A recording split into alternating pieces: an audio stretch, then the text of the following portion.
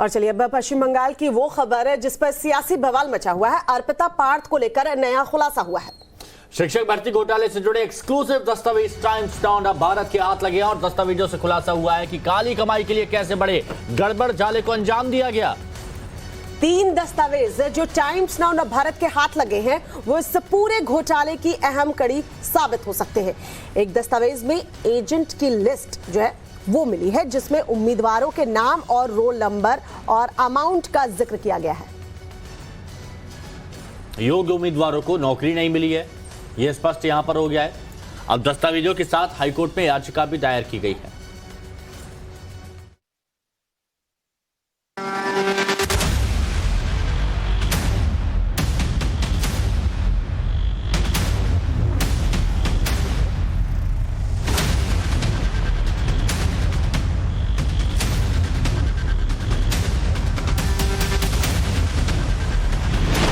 नव भारत पर सबसे बड़ा खुलासा।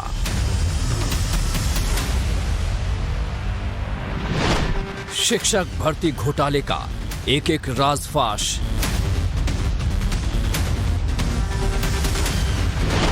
नोट के बदले कैसे मिली नौकरी। एक एक दस्तावेज दे रहा सबसे बड़ी गवाही।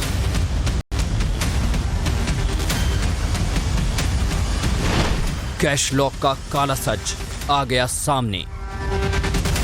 कैश क्वीन अर्पिता के पास करोड़ों कैश, सोना और इतनी संपत्ति कैसे आई? पूरा देश इस सवाल का जवाब जानना चाहता है, लेकिन अब इस रात से एक एक कर पर्दा उठने लगा है। टाइम्स नाउ भारत के हाथ ऐसे दस्तावेज लगे हैं जो इस बात की तस्दीक करते हैं कि बंगाल में शिक्षक भर्ती घोटाले में कैसे नियमों और योग्य कैंडिडेट की अनदेखी हुई। लेकिन उससे पहले आपको एक तस्वीर दिखाना चाहते हैं। ये तस्वीर कोलकाता की मेयो रोड के कॉर्नर की है, जहां पर कैंडिडेट न्याय की आस में पिछले 505 दिनों से धरने पर बैठे हैं। हमारे रिजल्ट निकली थी 2018 में, तब हमें देखा गया कि हम मेरिट लिस्टेड है, फर्स्ट मेरिट लिस्टेड कैंडिडेट्स। यहाँ पर जो सब धरने पर बैठे हुए हैं सभी 9 to 12 मेरिट लिस्टेड कैंडिडेट्स हैं। लेकिन आज स्कूल पर नौकरी कर रहे हैं ऐसे अयोग्य कैंडिडेट्स जो कि नौकरी के हकदार बिल्कुल नहीं है। जैसे कि फेल किए गए कैंडिडेट्स, जैसे 2-4 मैं आपको नाम बता सकती हूँ। गुरुपदो गौड़ाई, पापिया गौड़ाई, जूई दास, ऐसे बहुत सारे कैंडिडेट्स हैं जो कि फेल किए गए कैंडिडेट्स हैं, वो आज स्कूल पर नौकरी कर रहे हैं। आपने कैंडिडेट को सुना, अब करप्शन के इस पूरे माया जाल को समझिए। दरअसल टाइम्स नाउ भारत के पास 3 अलग अलग दस्तावेज हाथ लगे हैं और आरोप है कि ये दस्तावेज इस स्कैम की सबसे अहम कड़ी है। एक लिस्ट किसी एजेंट की है जिसमें 3 लोगों से रिश्वत ली गई है, उनके नाम और डिटेल हैं। वहीं दूसरी लिस्ट टीएमसी के विधायकों से जुड़ी है। इसमें विधायक ने जिन कैंडिडेट्स का नाम नौकरी के लिए रेकमेंड किया था उनकी डिटेल है।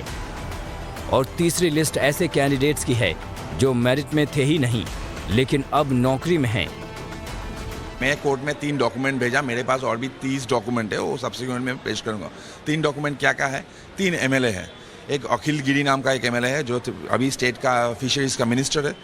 दीदेन एक एमएलए था शुभ्रांशु रॉय जो मुकुल रॉय जी का बेटा है। थर्ड असीम माझी नाम का बौलागढ़ विधानसभा कॉन्स्टिट्यूंसी का एक एमएलए, उनका लेटर रिकमेंडेड नाम है। इनको अपॉइंटमेंट मिलना चाहिए। 2014 का जो प्रोसीडिंग स्टार्ट हुआ था उस आज भी चल रहा है। पैसा लेकर नौकरी दिया जा रहा है।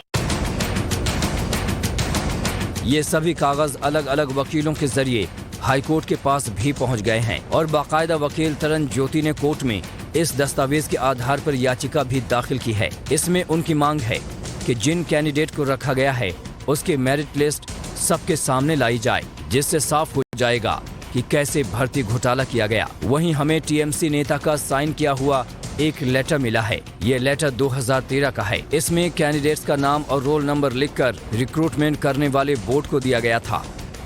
ईडी मनी ट्रेल्स देखना चालू किया। देखने के बाद ईडी को हम लोग भी हैरान हो गए। 50 करोड़ के ऊपर कैश मिल गया, 8 करोड़ बैंक अकाउंट में मिल गया, करीबन 150 करोड़ के ऊपर प्रॉपर्टी मिल गया। These all are illegal proceeds. ये नौकरी बेच के एलिजिबल जो बंदा था उनका नौकरी बेच के इनका कमाया गया पैसा है। तृणमूल का टॉप टू बटन हर एक एमएलए इज इन्वॉल्व। इतना ही नहीं, सूत्रों के मुताबिक एक ही परिवार के 13 लोगों को शिक्षा विभाग में नौकरी मिली। इनमें एक महिला ऐसी भी है जो छठी पास है। इसी तरह अर्पिता की रिकमेंडेशन पर भी उनके कई रिश्तेदारों को नौकरी दी गई। इनमें से अभी तक किसी को भी हटाया नहीं गया है। ब्यूरो रिपोर्ट, टाइम्स नाउ नव भारत। और इसी शिक्षक भर्ती घोटाले से जुड़ी एक और बड़ी खबर है। एसएससी घोटाले में ईडी की गिरफ्तारी में पार्थ चटर्जी आए। पूछताछ में ईडी के सवालों से बचने की कोशिश कर रहे हैं पार्थ चटर्जी और जांच टीम का सहयोग नहीं कर रहे। एक ईडी अधिकारी के हवाले से पीटीआई को जानकारी मिली। उसके मुताबिक पार्थ चटर्जी सवालों का जवाब देने के बजाय बार बार थकान होने की शिकायत कर रहे हैं। अधिकारियों के मुताबिक पार्थ चटर्जी से उनके उस दावे के बारे में भी पूछताछ की गई थी जिसे उन्होंने कहा कि छापेमारी में बरामद हुआ पैसा उनका नहीं है।